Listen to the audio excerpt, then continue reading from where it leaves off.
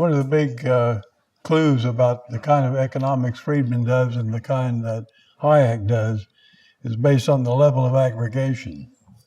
And in fact, I came across a pretty strong claim by Axel Landhofen, slightly paraphrased, but right now I can't think just what the slight paraphrase was. So your aggregation scheme is your theory, is what. Well, that's a little bit of overstatement, but not much, okay? But not much. That if you have y equals c plus I plus g, and you don't give the attention to what's inside of the investment aggregate, then you're going to miss a lot. Or even more severe, if you have MV equals PQ, which is what we'll talk about a lot in Friedman, M is the money supply, V is the so-called velocity of money, it's the rate of turnover of money on final output, and P is the price level, and Q is the output of the economy, and that's a pretty severe equation. You have to figure out what all is in Q and what about P and so on. What about relative changes in prices and so on. So anyhow, your level of aggregation constrains you to the kind of theory that you have. Okay. So here's Keynes, Friedman, and Hayek on aggregation. Let's look at Keynes first. It says, theorizing at a high level of aggregation, John Maynard Keynes believed that market economies perform perversely, especially in the market mechanisms that bring saving and investment into balance with one another. Seeing unemployment and resource idleness as the norm, Keynes called for countercyclical fiscal and monetary policies and ultimately for a comprehensive socialization of investment.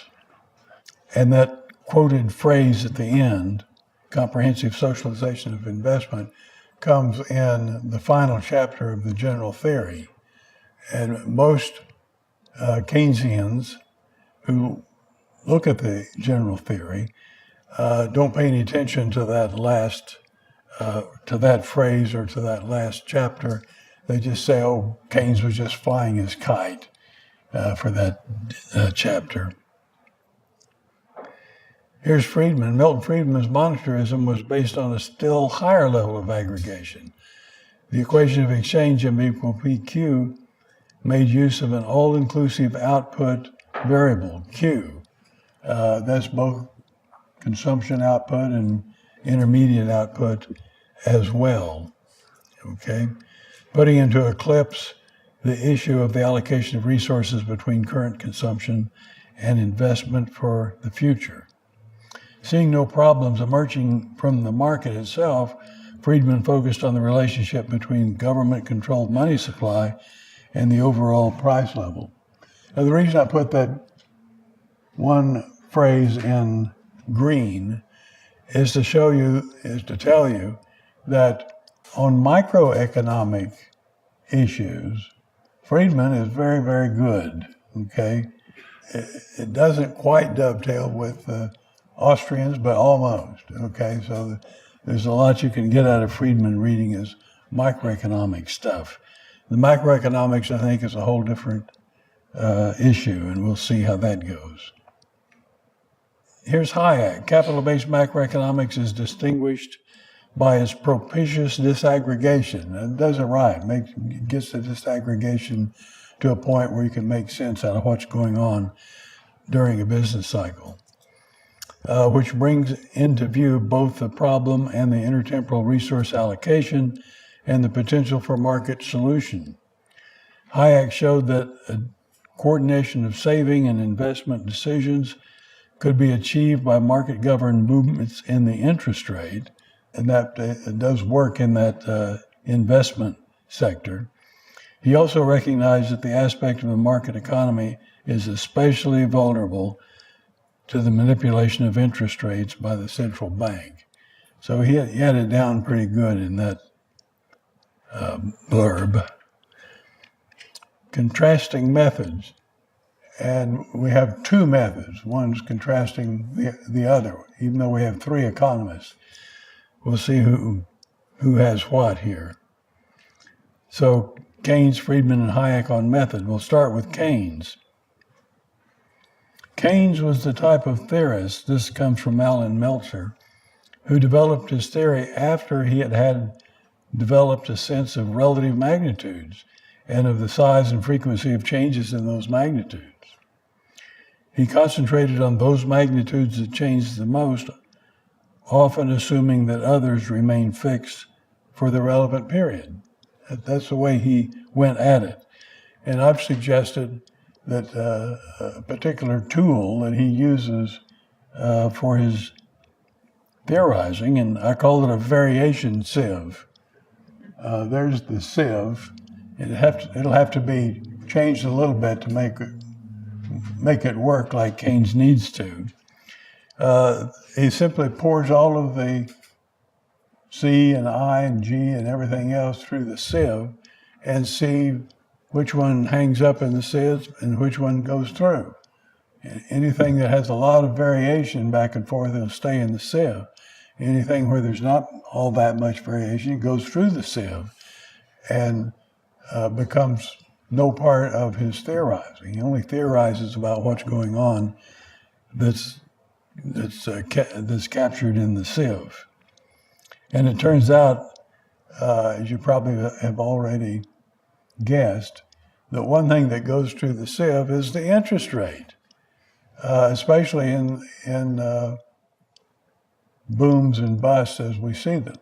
That what we tend to see is a lot of the booms, and especially the one that occurred in the 1920s, were partly, but only partly, they were partly genuine booms. There was all sorts of things going on.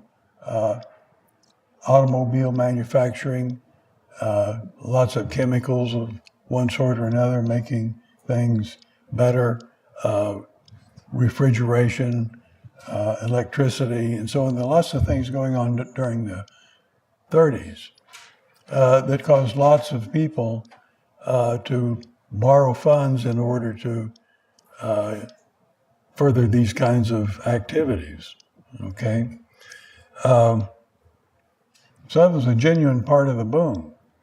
But to the extent that they were borrowing and doing a lot of borrowing, that would drive interest rates up, wouldn't it? Interest rates would go up, of course it would. Supply and demand. More people are trying to borrow more stuff in order to take advantage of the technological breakthroughs that happened during the 1920s, all right? Now it turns out that interest rates didn't go up, or they didn't go up very much. And the reason they didn't is because the Federal Reserve was pumping in money to keep interest rates down, all right? Now for Keynes, or for anyone working in the US and looking at this situation, if they were using the variation sieve, they'd let the interest rate go down the drain, go through the sieve, right? So it's sort of a bad strategy to just look what's changing the most. Now here's Friedman.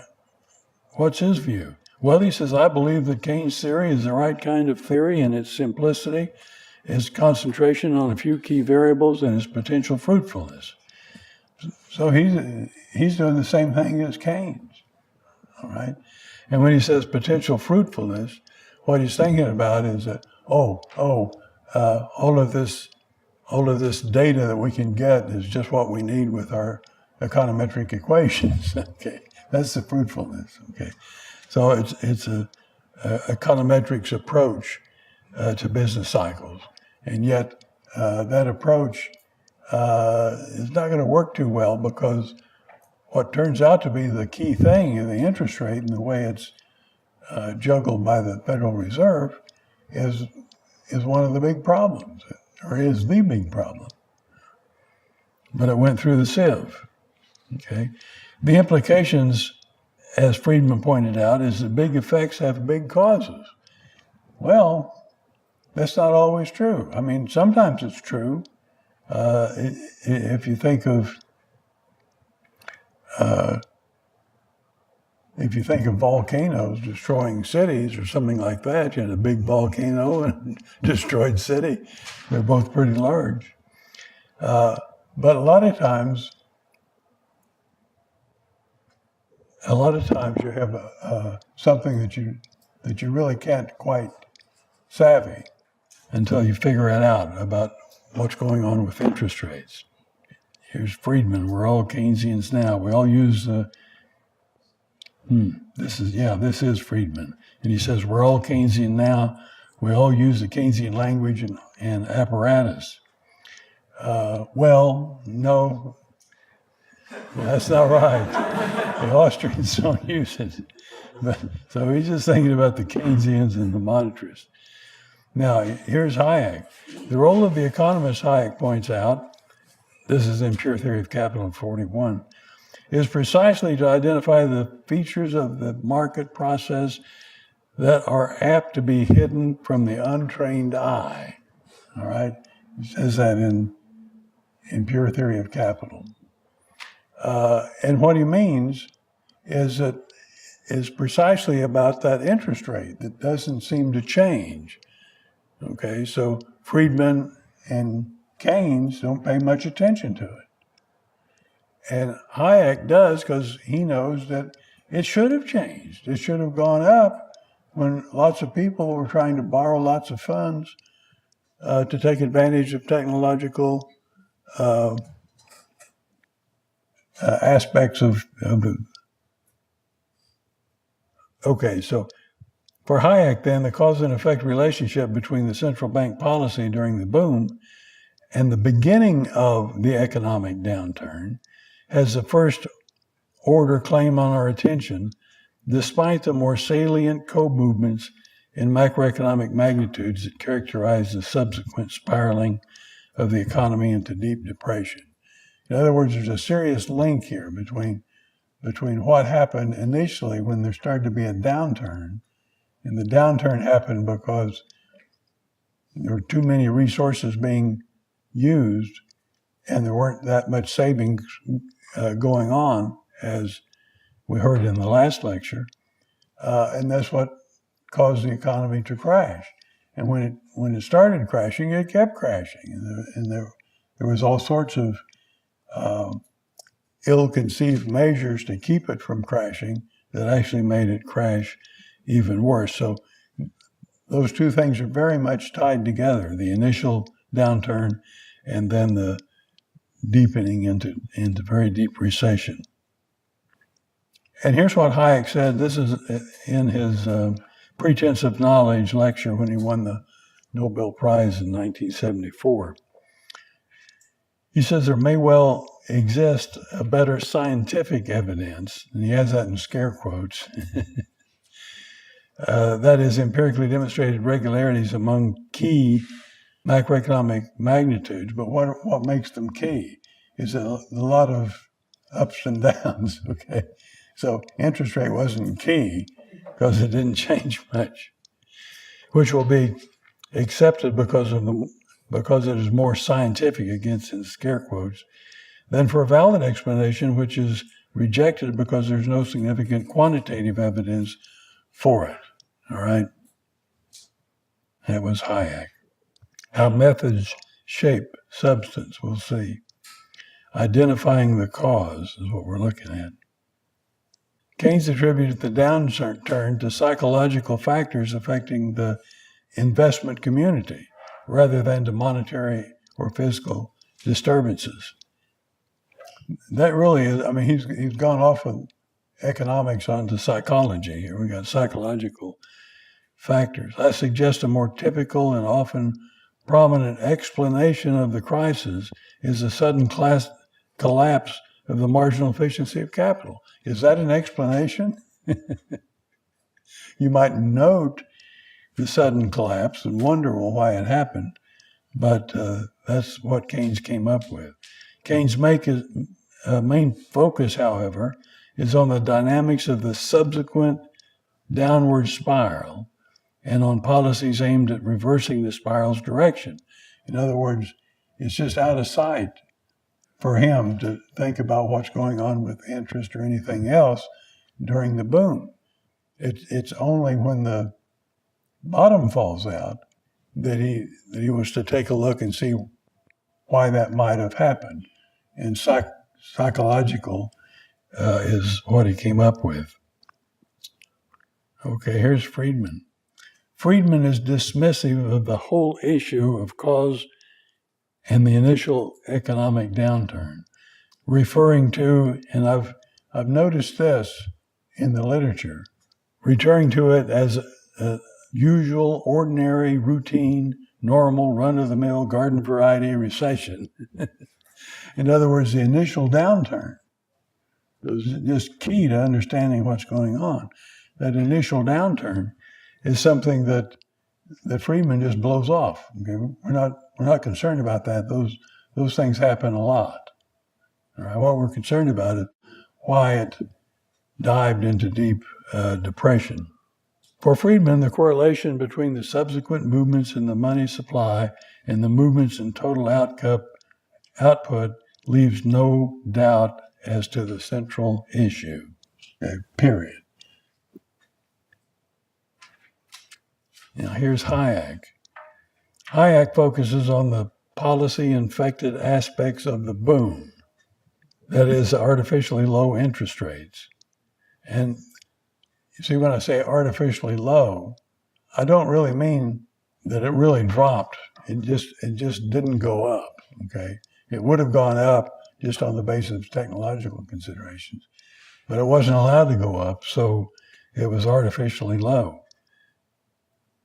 The post-bust relocation of labor and capital takes time, but the actual dimensions of the recession, its length and depth, are to be explained largely in terms of policy perversities that hampered the recovery, right? So Hayek certainly had that right. Okay, so for Friedman, the full analysis of the business cycle consists almost wholly of an empirical accounting of the depression's depth and length. For Hayek, the Austrian business cycle theory is fundamentally a theory of the unsustainable boom and the subsequent reallocations of misallocated resources, accounting for the actual depth and length of the depression that ensues requires an economic and historical account of each particular episode.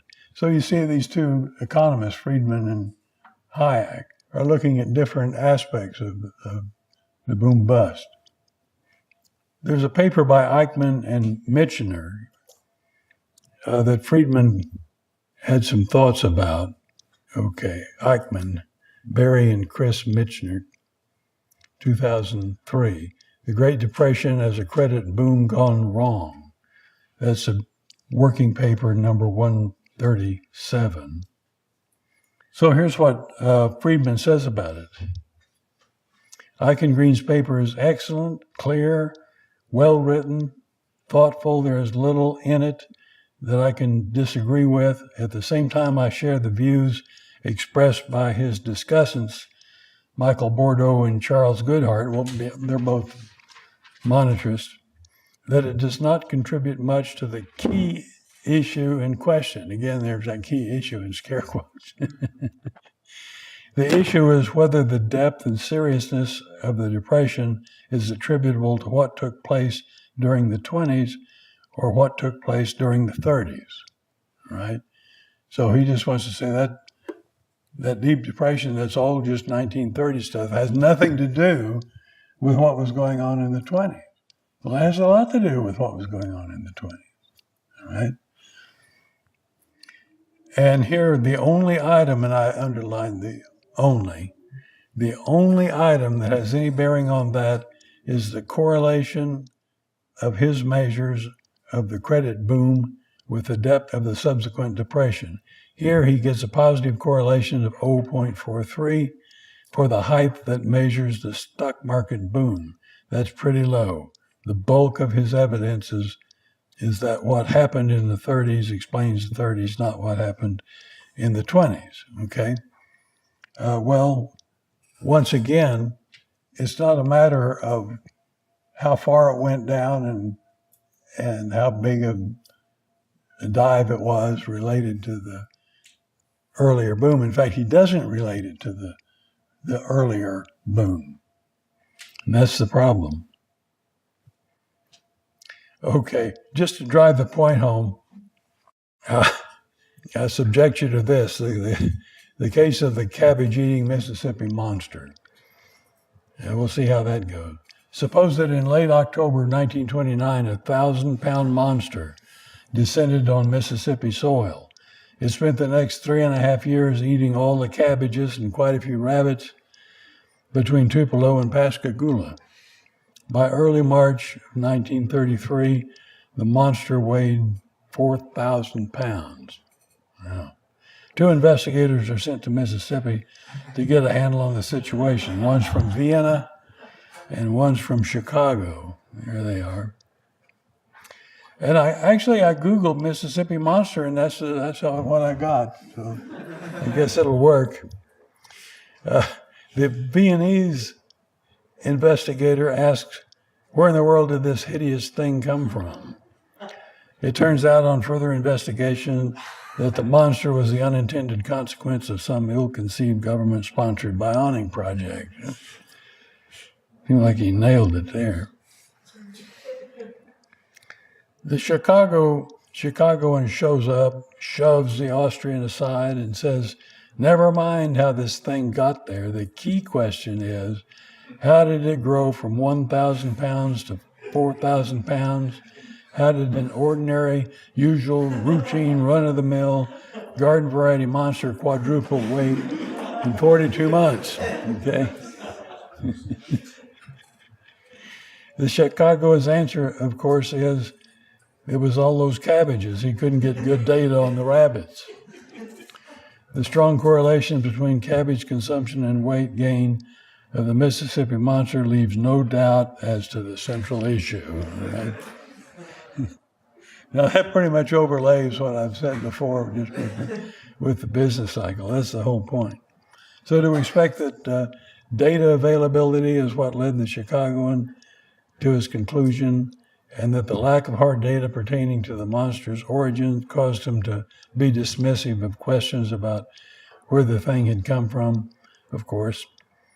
These and related suspicions are what underlie the message of Hayek's Nobel address on the pretense of knowledge. Now, something about this. I spent time in Menlo Park when the Institute for Humane Studies was there. In fact, it was the same time that Hayek spent it at that same institution, which was very helpful to me. I was working on my dissertation at the time, and it was nice to have Hayek next door, you know. But I had heard from a number of people that Friedman, who I knew drove a Cadillac, I'd heard that, had that as his license plate, MV equal PQ. And so the Institute of Humane Studies was walking distance to Sanford. You could sort of cut through a little bit and be on campus in no time. And so I took my camera over there. This is about one of the last days that I was at the Institute. I'm walking around parking lots to see if I could find his car. Okay, so I knew I was looking for a Cadillac, and I knew what license plate I had to have. Well, it was a hot day, and I just plain old couldn't find it. But I did find this Cadillac. It's a late 1970s model, and it has California tags. And so I took a picture and then did a job on that license plate, because I wanted to show it to my students. And I showed it to the students at Auburn, and eventually I fessed up and said, well, it wasn't really his, but that's the story. And it is the story. But then later, see what we got here. Well, okay, we're going to go with this, and I'll come back a little later about the car. I think I'll have time. So with the near constant velocity of money and output Q growing slowly, movements in the price level P largely reflect movements of the money supply M. Well, yeah, that's Friedman right there. So if you have just a little bit of uptick on Q, V has a bar over it, means it's not changing, and the money supply though is, then that's going to give rise, of course, to an increase in prices, almost as big as the increase in money supply. But for the increase in Q, it would have been exactly the amount. And of course, Friedman claimed that it was money that caused prices to go up. A lot of people on Capitol Hill were claiming that it was prices that caused money to go up. Prices are going up, and so the Fed has to increase the money supply so they can pay the high prices. No, we'll give it to Friedman. He's got the right direction. With a lag of 18 to 30 months, you wonder why it would be that long. And the answer of how it would be that long has to do with the structure of production and all the stuff going on in Friedman, with Hayek. But Friedman just reports, well, it's 18 to 30 months, and sometimes he reports even a larger span. Inflation is always and everywhere a monetary phenomenon, he says. So Friedman's monetary rule: increase the money supply at a slow and steady rate to achieve long-run price level constancy. And so if that Q goes up, then M should go up too. That's what he thinks should happen. Okay? And that would keep price level constant. Well, it would, but what happens within the Q aggregate as a result of the monetary injection? So that Q aggregate is just plain old Q. What's going on within the Q? And that's what Hayek has to say, that it causes prices to get out of whack. And it comes from that diagram that you've seen in an earlier show. Okay, so it shows that even keeping the price level constant, it still disturbs the equilibrium of the market. Friedman declares the 1920s as the golden year of the Federal Reserve. He ignores the interest rate during the 1920s because it didn't change much. That is, they fell through the Keynesian Friedmanians' variation sieve. But what if they should have changed but weren't allowed to? During the 1920s, breakthrough in technology increased the demand for loanable funds and put upward pressure on interest rates. But the Federal Reserve, guided by the real bills doctrine, met each increase in the demand for credit with an increase in the supply, thus keeping the interest rate from rising. And seeing little or no change in the interest rates, Friedman dismissed interest rates as a potential independent variable in his econometric equation. Well, he had to dismiss them because if they're not changing, you're not going to get any results from. Now, this is Hayek. Seeing little or no change in the interest rates when they should have risen owing to the technological advances and the consequent increased demand for savings, Hayek was able to identify some critical market forces hidden from the untrained eye. Query: which view, Friedman's or Hayek's, is more firmly anchored in the empirical historical circumstances of the 1920s? I think Hayek's is. Now, when we talk about this plucking model, let me ask the show of hands, has anyone ever heard about the plucking model that Friedman had? No one has heard for it. I'm not surprised at that. Milton Friedman, the plucking model of business fluctuations. It was an economic inquiry in 1993. However, it came from an article that he wrote back in 1964 when he was at the Bureau of economic research in Washington. All right. And it turns out, just by happenstance, that before this plucking model here came out, I had found that stuff in the 1964 rendition, the plucking model. And I wanted to write a comment criticizing it. But you never get that published. If I'm trying to write a comment somewhere around 1990 about something that Friedman wrote in 1964, not going to be published, we're sorry, okay? But it turns out that Friedman wrote a comment, Friedman wrote an update on his plucking model in 1993. And the occasion was that Economic Inquiry, that journal, had a birthday party for Friedman, and his 80th birthday. He was born in 1912, and it was 1992 that they had the party. And they wanted him to write something for Economic Inquiry. And he didn't know what to write. At that point, he was through with monetary theory. He'd done lots of other things.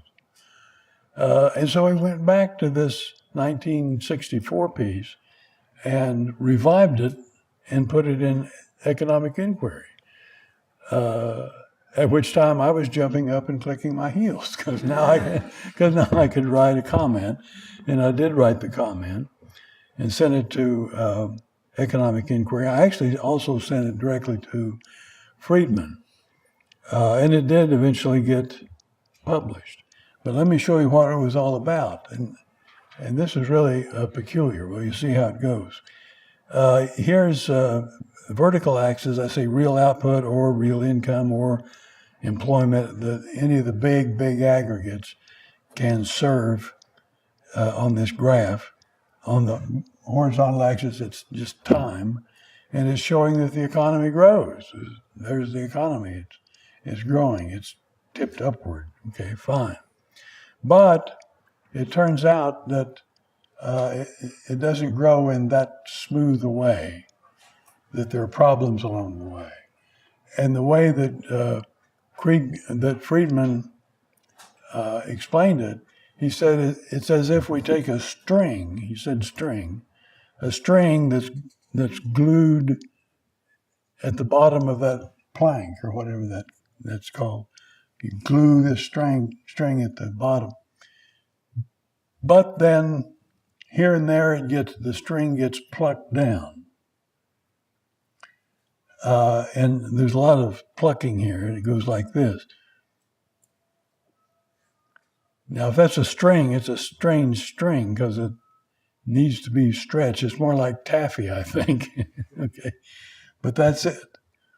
And Friedman identified, if you look at these three episodes, on the left is a bust, and then when the economy gets back on track, Friedman calls it a boom. Well, that's not a boom. It's just a recovery. And now it's on the string again. It's on the plank again, and then you have a bust and another boom, and then a little bust and a little boom, all right? He says, that's what we're working with. That's what we've got to figure out, all right? And then he notices that, look, the bust in that middle is a whole lot bigger than the boom before. That's what it looks like. And then the boom in the middle is big compared with the bust that succeeds it. All right? So he even said, we really don't have a boom-bust sequence, we have a bust-boom sequence. But that's just he just misidentified a recovery for a boom. All right? But this explains why he is so adamant about saying that the downturn doesn't have anything to do with the previous upturn, because the previous upturn is not a boom really, it's a